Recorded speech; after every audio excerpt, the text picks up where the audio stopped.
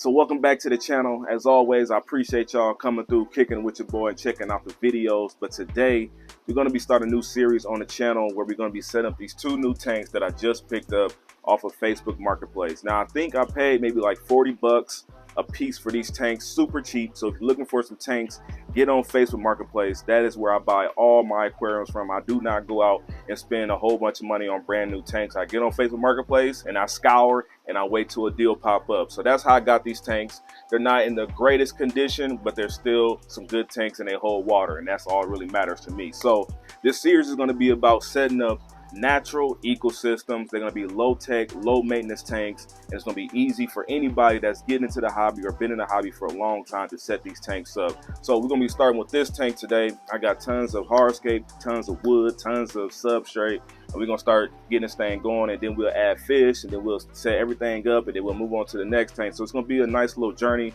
So sit back, relax, and enjoy. We're going to get this thing started. So the first step of setting up a natural ecosystem is the substrate. The substrate is probably one of the most important things. This is where all your beneficial bacteria is going to be able to live and colonize. It's going to be beneficial for the aquarium long term, and it's also going to help your plants grow.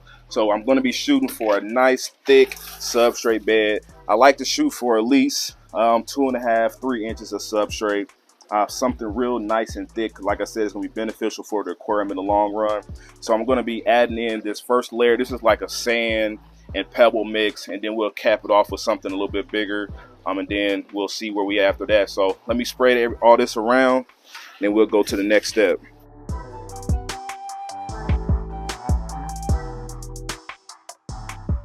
All right, so I got the first little bucket of substrate in. As you can see, we got a nice thin layer, and some people will be just call it quits right here and be like, well, that's enough substrate, I'm not going to add any more. But like I said, we're going to be shooting for a taller substrate, and one way of testing if your substrate is deep enough is just to stick your little finger in there and then pull it out. You can see like I only maybe got like 1.5 inches, so that's not what I want, because the roots of like the plants is not going to be able to really dive deep in there and root and take off. So we're going to be adding a little bit more in here, and then we'll see where we at.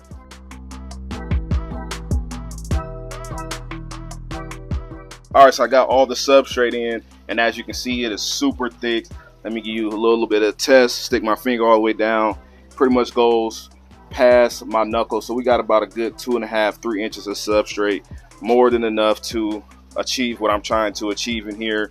The next step is pretty much figuring out how I want to scape this. I have no clue on how I want to scape this tank, literally no ideas. So I'm just going to wing it, use all the material I got, and try to come up with something pretty cool. So that's the next step, so stick around.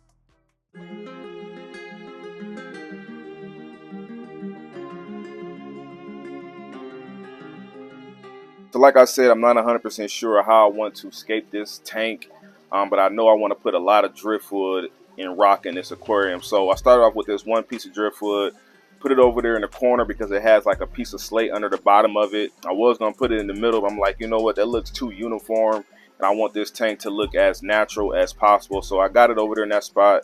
I like how it looks, and we're just going to keep adding to it and see what we can come up with.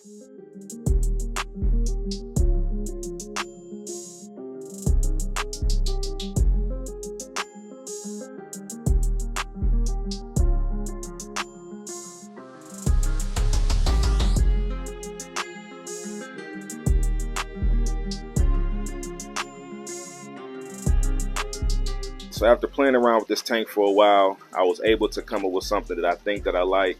Remember, we're going for a natural look. I don't want this to look like no perfect aquascape. I just kind of wanted rocks and driftwood to be just sporadically in here as if nature put it there. I also went ahead and added the water to the tank and hooked with the filtration.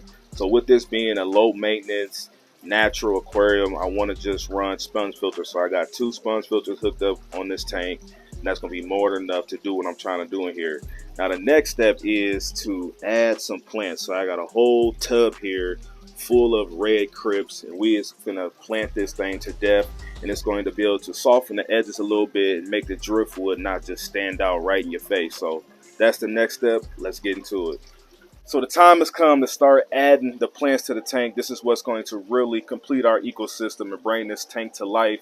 Now, when adding new plants to a brand new setup like this one, what I like to do is within the first week or two, I do water changes at least twice a week just to make sure the ammonia levels stay at a pretty good pace. So that way I don't melt my crypts, because crypts are notorious for melting. So I try to do a couple water changes within the first week.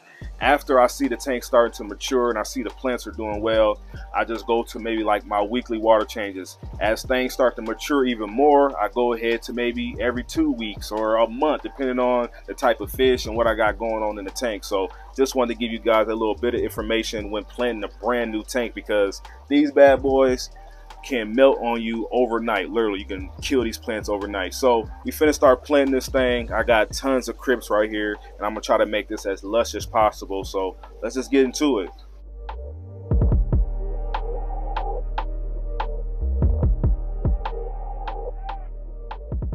So just like that, finally got this tank planted up, and it's looking good, especially because I didn't even have an idea. This was all done off the limb, using stuff I already had down here in the fish room. So I'm loving how this tank came out. I didn't use all the plants because I'm going to be saving some for a different build, but I think I put a nice amount of plants in here to get us started.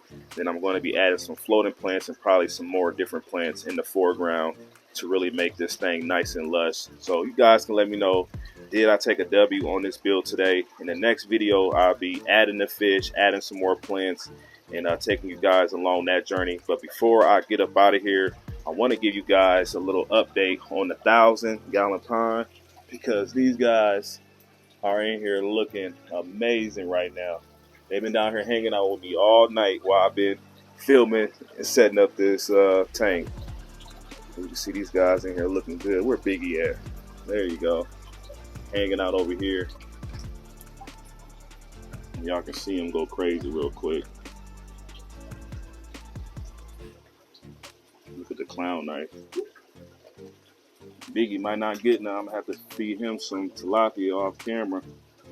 Everybody else can tore that up. Look at Biggie coming out now. Like, hold on, where the food at? I'm gonna get you together off camera, brother. Don't worry about it. Oh, he still got some.